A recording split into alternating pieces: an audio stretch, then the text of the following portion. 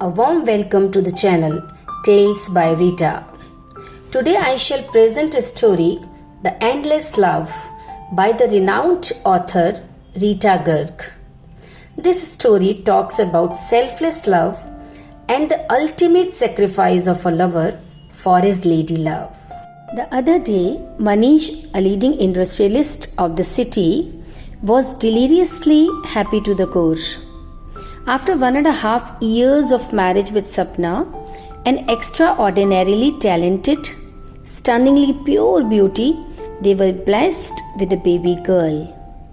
Nevertheless, as usual, like previous years, he was going through the balance sheet of the old man's home set up by his family. Manish, being the treasurer of the trust formed by his father, would annually check the balance sheet of all the family industries, the orphanage, and this old man's home. Going through the balance sheet in hand, he was stunned to see a donation in much peculiar a figure, rupees 50,51,530. The strangeness of the amount forced him to notice carefully. He checked the name of the donor and started recollecting much from the relevant chapter of his past. Oh, so this was Krish. Only 3 years ago, he had logically forced him to demand and accept some fund of preference. No doubt, that moment Krish had received the amount but to refund decently. Much shocked, nostalgically, Manish recollected the entire incident between the two. Then also he was baffled by the queerness of the sum, but now the entire idea of Krish was crystal clear. That means spontaneously Krish had decided to return the uncalled for money, and the figure of amount was kept unusual to make that noticeable. Manish reminisced more. How he and Krish were fixed in a challenging situation, and to normalize that he was bent upon paying to Krish. Pushing back into the office chair, Manish harked back as to how one day he had called his employee Krish to office. Offering a cup of coffee, Manish, the employer, started with the purpose of meeting. Please don't presume we are rivals. When first I locked my eyes with Sapna, I was not in the know of your relationship with her. Then during our second meeting, I realized how delicate, charming, and budding a creeper she is. So tender that a support is the sustenance. So frail that a fast wind might suffice to carry away. Her mesmerizing eyes have oceanic depth. The attraction not only inspires but also evokes aesthetics and joy. Then and there only I could have written a novella on Sapna, but no, none other than I should look at her from my outlook. This least expected subject matter from the employer found Krish astounded. The sharp, rich industrialist sensed the dilemma and said, "Hey, don't be wonderstruck. After the very first look of Sapna, I had appointed some gentle persons to find out about her and also to create situations that we happened to meet."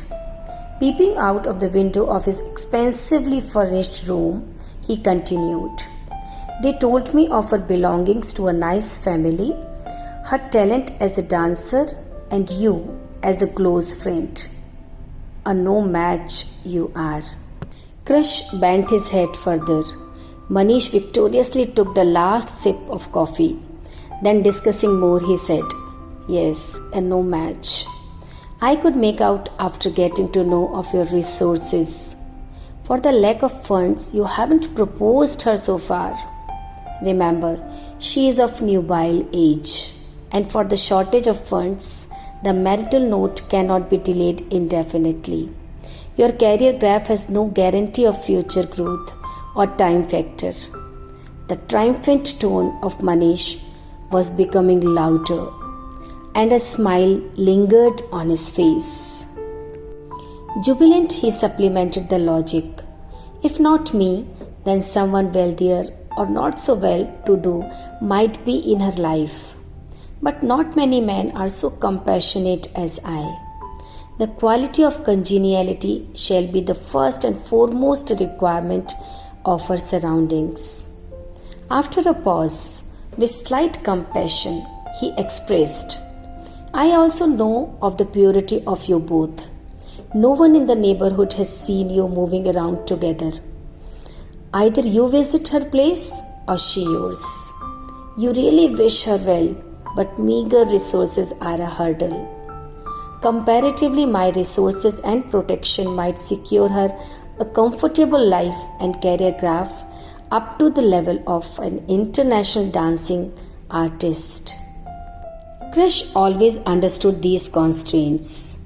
Although they were childhood friends, but this eye-opening conversation drew a line between the two lovebirds. He must forget the past alluring memories, dreams, and her totally. Manish noticed a flicker of change on the face of defeated Krish. At this opportune moment, he talked of the next logic. You may have her memories faded, but she would not. Already Krish was sincerely clipping self, and now this question of her feelings came as a heavy blow. Sensing his mental struggle, Manish more or less confirmed, You better leave the city. I'll get you a better job in the factory of compassionate and composed friend of mine. Talking thus, Manish observed moroseness on the face of beguiled Krish. A fear crept his line of thought, lest he should commit suicide and name the employer. Besides the job, he must be offered a sum of money for convenient life. After all, Krish would undergo financial and emotional losses, a real downpour of repeated setbacks. Since ever and ever, the dominance is of the powerful wealthy persons. Henceforth, for the helpless, loving admirer, only the undesirable is waiting. In all, the well-being of the three was implied. With this idea, Manish forced him to charge a desirable sum of money. Although none is buyer or seller, but circumstantial dilemma has its own demands. Forcibly under the pressure of a senior, also personal shortcomings and emotional turbulence, he feebly uttered 50,51,530. Not a seller, but only a protector of childhood lady love.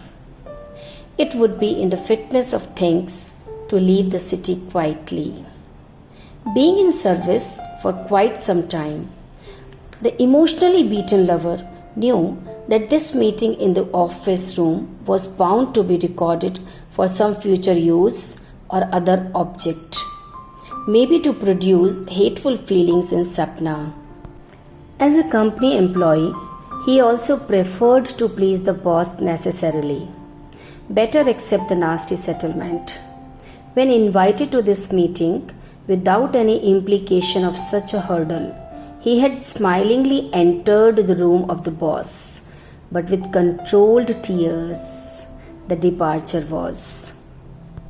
The film of tears caused hazy vision, and he almost fumbled as if practicing for future life, envisaged with jolts and jerks. Shrieks filled Krish's soul, much humbled forever.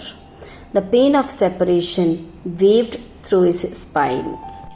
Thus, recalling his own words and the judgment of Krish's feelings during their meeting in the office, Manish felt more miserable than Krish might ever have had. The donation made by Krish was a measurement of the depth of his endless love. Now the humiliated employer had to question self. Who is the winner? The unbeatable defeated lover or the wealthy married man?